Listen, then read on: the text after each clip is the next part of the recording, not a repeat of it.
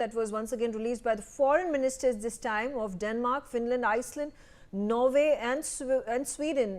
This has happened yesterday, declaring their commitment to preserving security, stability and cooperation in the Arctic as Nordic countries, Arctic states and NATO allies. The statement further reads, we have all taken steps to increase deterrence and defense in the region, including through new capabilities, activities, presence and increased situational awareness. We support NATO increasing its presence and vigilance in the region. We have substantially increased our investments in Arctic security, and we are ready to do even more in close consultation with the United States and other NATO allies. Security in the Arctic rests on respect for the fundamental principles of the UN Charter and the international law, including the inviolability of borders. The Kingdom of Denmark, including Greenland, is a founding member of NATO and has historically worked closely with the United States on Arctic security, including through the defense agreement between United States and Denmark from 1951.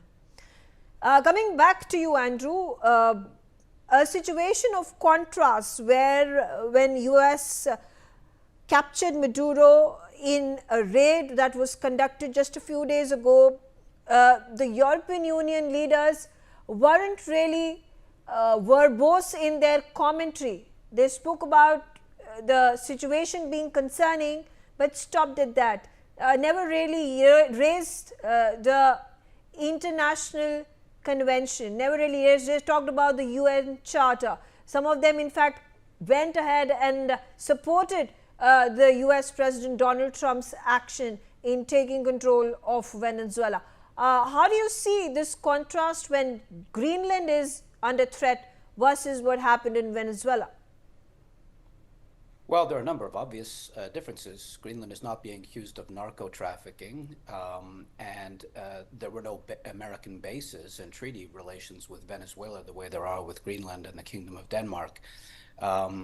And the Monroe Doctrine, which is codified again in the U.S. most recent National Security Strategy statement, really applies to Latin America. It's never applied to Canada or anything north of the American-Canadian border, including Greenland.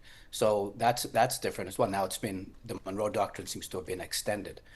But the fact of the matter is on the ground that the United States does not need Greenland to annex Greenland to secure the Western Hemisphere.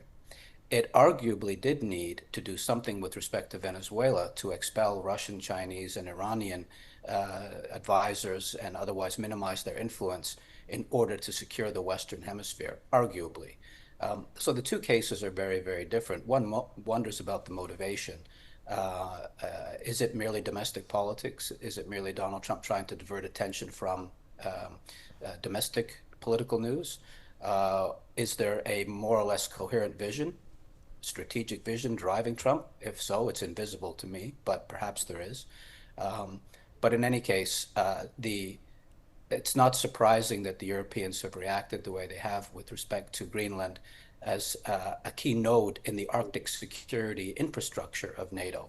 Canada, the US, and the Nordic countries being the big players there. Once upon a time, the Arctic was a zone of peace in the not too distant past. Now it's a zone of conflict. China and Russia are both pushing their influence and capabilities there. The Europeans and the North Americans are responding. It's becoming a real flashpoint, and Greenland is key to that, but Greenland is already secure within NATO. All right, more breaking updates. Reports citing claims from the White House, U.S. oil executives